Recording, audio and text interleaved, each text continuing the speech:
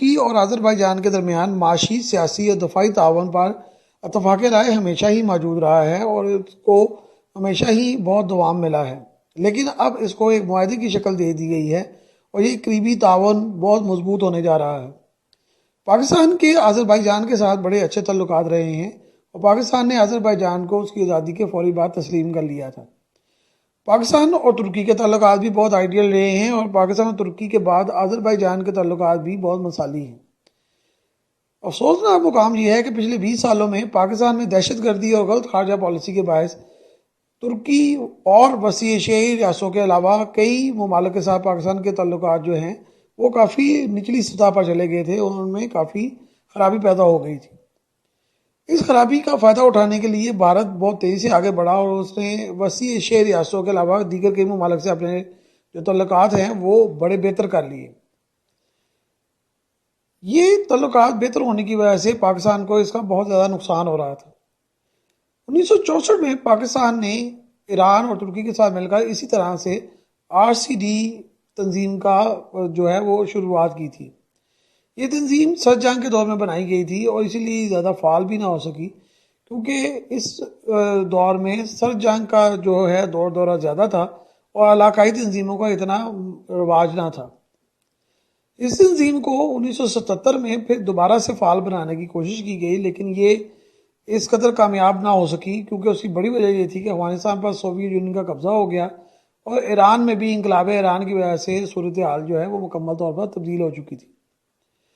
صورتحال تبدیل ہوئی تو 1985 میں پھر دوبارہ سے یہ کوشش کی گئی کہ اس تنظیم کو نئے نام سے اور نئی ترتیب سے شروع کیا جائے، لہٰذا اس کا نام اقتصادی تعاون کی تنظیم رکھا گیا اور اس سلسلے کو آگے بڑھایا گیا۔ OIC کو اس کا ایک ممبر بنایا گیا، یعنی اس کو اوورال ایک ممبر کی حیثیت دی گئی، جبکہ 1992 میں اس میں وسیع ایشیائی ریاستوں نے بھی شمولیت اختیار کر لی جو 1992 میں ہی آزاد ہوئی تھی۔ اس تنظیم کی اہمیت یورپین یونین اور آسیان کی طرف بہت زیادہ تھی اور اس تنظیم کی جو بیس تھی اور جو خیال تھا وہ بہت ہی شاندار تھا، لیکن یہاں پہ اصل مسئلہ یہ آ جاتا ہے کہ بہت سارے مسلم ممالک ہی اس طرح کی چیزوں کے لیے روڑے اٹکانے شروع کر دیتے ہیں۔ خصوصاً خلیجی ممالک کو شامل کیے بغیر جو بھی تنظیم مسلمان ممالک میں بنائی جاتی ہے، سعودی عربیہ، کویت اور متحدہ عرب امارات اس کو اپنے خلاف سمجھتے ہیں۔ وہ سمجھتے ہیں کہ وہ ان سے مسلمانوں کی جو لیڈنگ پوزیشن ہے وہ چلی جائے گی، یعنی مسلمان دنیا کے میں یہ تاثر پیدا کیا جاتا ہے کہ خلیجی ممالک جو ہیں وہ ان کو لیڈ کرتے ہیں، حالانکہ ایسا نہیں ہے۔ دنیا میں طاقتور ترین ممالک میں امریکہ اور یورپی ممالک شامل ہیں۔ وہ ان تنظیموں کو خراب کرنے اور توڑنے اور ڈسیبل کرنے میں بہت اہم کردار ادا کرتے ہیں۔ اس کی بڑی وجہ یہ ہوتی ہے کہ ان ممالک کے لیے یہ تنظیمیں خطرے کا جو ہے وہ سبب بن سکتی ہیں۔ اگر یہ جو تنظیمیں ہیں وہ کامیاب ہو جائیں اور خاص طور پہ مسلمانوں کی تنظیمیں کامیاب ہو جائیں تو ان کی کرنسی بھی مضبوط ہو جاتی ہے، ان کی اکانومی بھی مضبوط ہوتی ہے، ان کو دوسرے ممالک کی ضرورت بھی نہیں رہتی اور اس طرح وہ آپس میں ہی اس قدر ٹریڈ کر لیتے ہیں کہ وہ امریکہ اور یورپ کے لیے کوئی اچھا شگون نہیں ہوتی۔ اسی مقصد کے لیے وہ اب انڈیا کو بھی استعمال کرتے ہیں اور انڈیا کو آگے کرتے ہیں ایشیا میں خاص طور پر کہ ان ممالک کے ساتھ انڈیا جو ہے وہ نبرد آزما ہو۔ اسی وجہ سے ایران، افغانستان اور خلیجی ممالک سے انڈیا نے روابط بڑے بہتر بنائے۔ اسی کے ساتھ وسیع ایشیائی ریاستوں سے بھی انڈیا کے تعلقات جو ہیں وہ بڑے بہتر ہوئے کیونکہ پاکستان پیچھے ہٹ گیا اور پاکستان نے اس طرف خاص توجہ نہ دی۔ اب اگر آپ ایران اور افغانستان کو جو ہے وہ کسی ایک ملک کا چناؤ کرنا پڑے اور وہ انڈیا یا پاکستان میں سے کسی کو ایک کو چوز کرے گا تو وہ انڈیا کو ترجیح دیتے ہیں۔ اسی طرح خلیجی ممالک میں بھی انڈیا اپنی مسلم آبادی کو بنیاد بنا کر ہمدردی کا عنصر حاصل کر لیتا ہے، حالانکہ دنیا میں سب سے زیادہ نقصان مسلمانوں کو انڈیا میں ہی پہنچایا جاتا ہے اور انڈیا میں ہی ان کی ہلاکتیں اور دیگر معاملات جو ہیں وہ بڑے خراب ہیں۔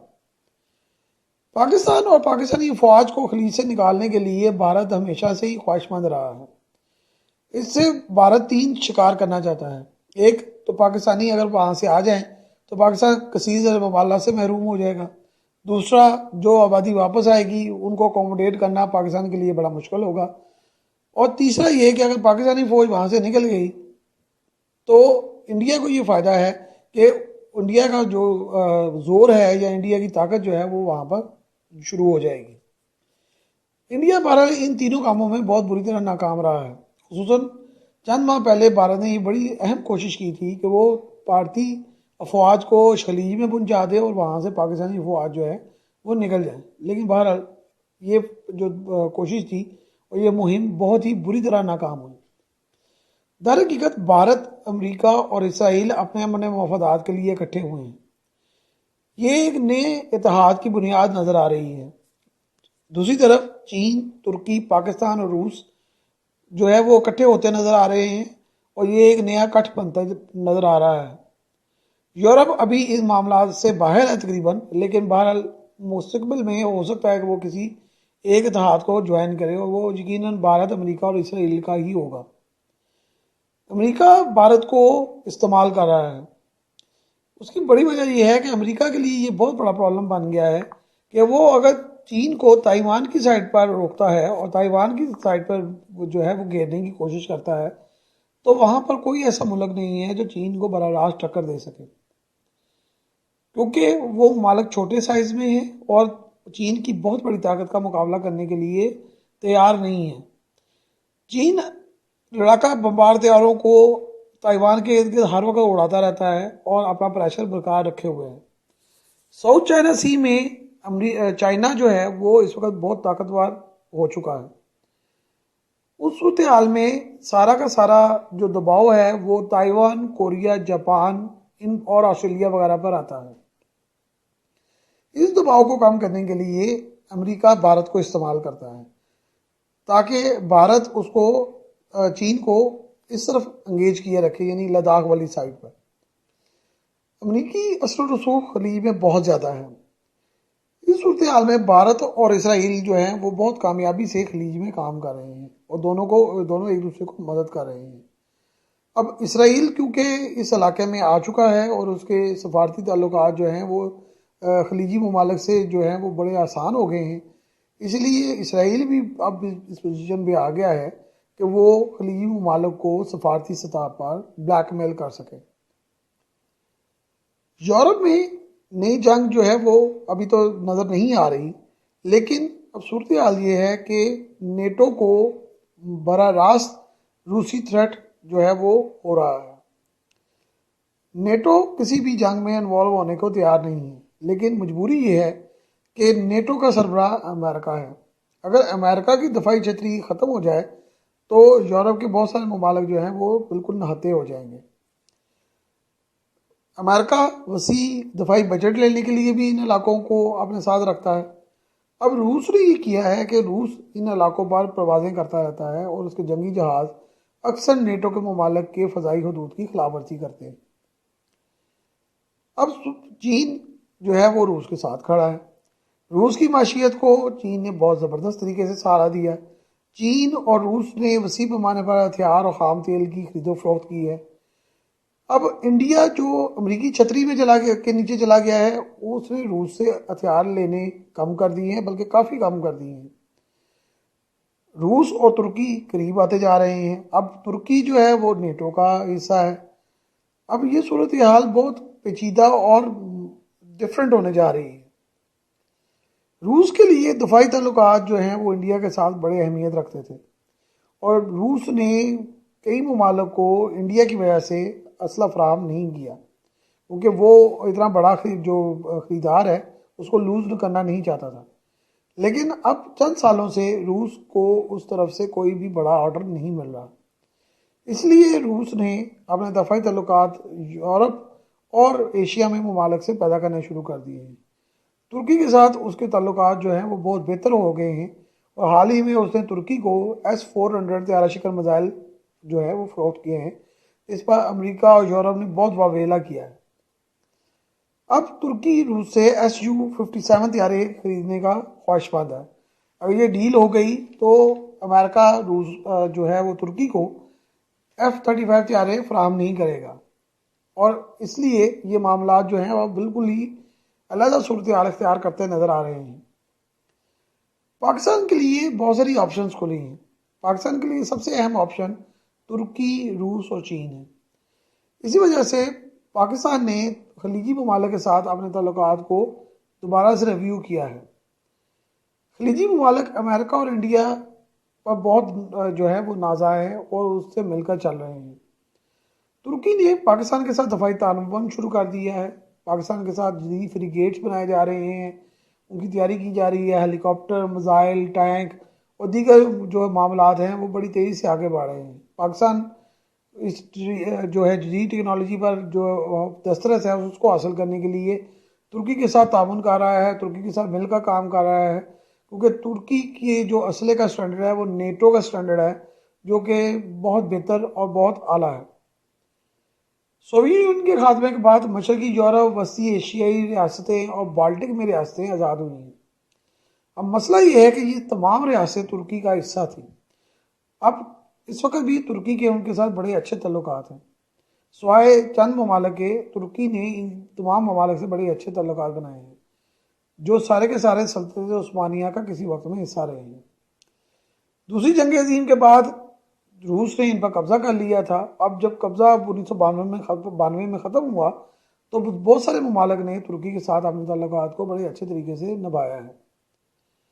اب جب کہ دوسری جنگ عظیم میں نافذ کیا گیا ایک قانون جو ہے 2023 میں ختم ہو رہا ہے اور ترکی بہت سارے جو معاملات ہیں اس میں آزاد ہو رہا ہے، تو یہ بھی ایک نئے سیاسی نظام کے لیے وصل جو ہے وہ بجا رہا ہے۔